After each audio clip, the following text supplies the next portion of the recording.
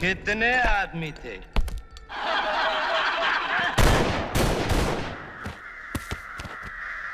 जो डर गया समझो मर गया। धर्मेंद्र अमिताभ ही नहीं, संजीव कुमार भी बनना चाहते थे गब्बर। ऐसे रोचक किस्से जो सुने न होंगे।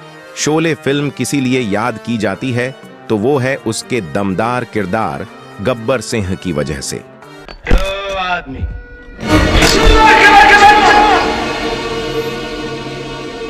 अपनी दमदार आवाज और क्रूर चेहरे से दर्शकों के दिल में खौफ पैदा कर देने वाला गब्बर ही इस फिल्म का असली हीरो माना जाता है। इसी भूमिका को निभाकर उस दौर के नवोदित कलाकार अमजद खान हर दर्शकों के दिल में अमर हो गए। एक क्रूर खलनायक होने के बावजूद भी यह उस किरदार की लोकप्रियता ही थी कि गब्बर के नाम पर ही शोले के बाद आज तक आधा दर्जन फिल्में बन चुकी हैं।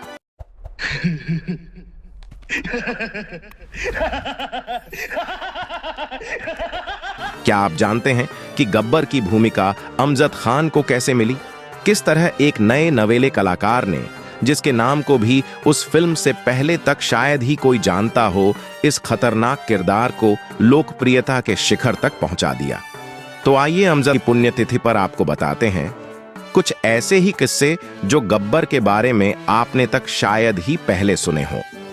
चंबल के बीहड़ में 50 के दशक में आतंक मचाने वाले जिस डाकू गब्बर सिंह को लेकर यह फिल्म बनी थी, उसके किरदार को निभाने के लिए भी उस समय अलग ही होड़ थी।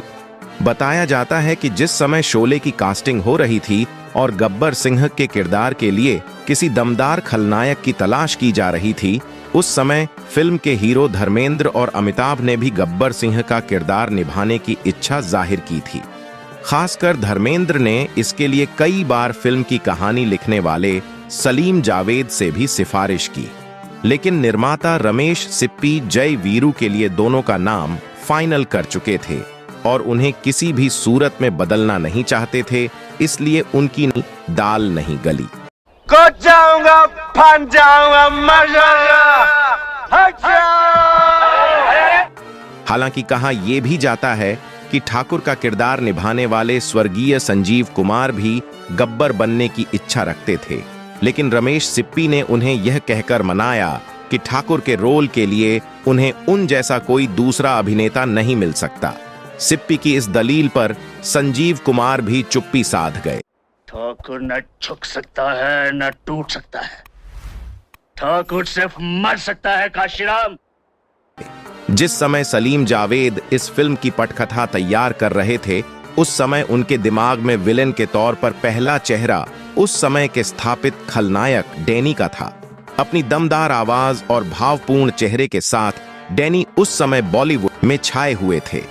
निर्माता रमेश सिप्पी भी डैनी को ही अपनी फिल्म में लेना चाहते थे, लेकिन कुछ कारणों से डैनी ने वह फिल्म करने से मना कर दिया, जिसके बाद शुरू हुई नई चेहरे की तलाश। इसी बीच किसी ने लेखक जावेद को एक नए कलाकार अमजद खान के बारे में बताया।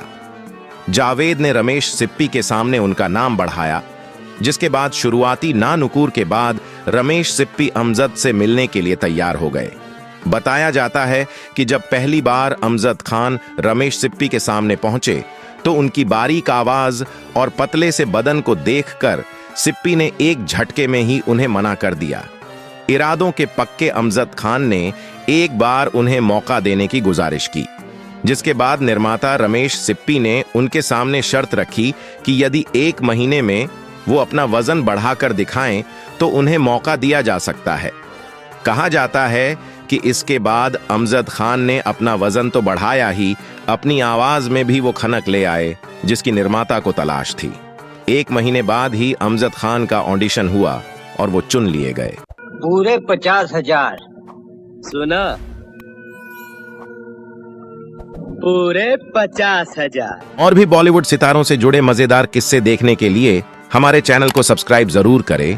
Thanks for watching.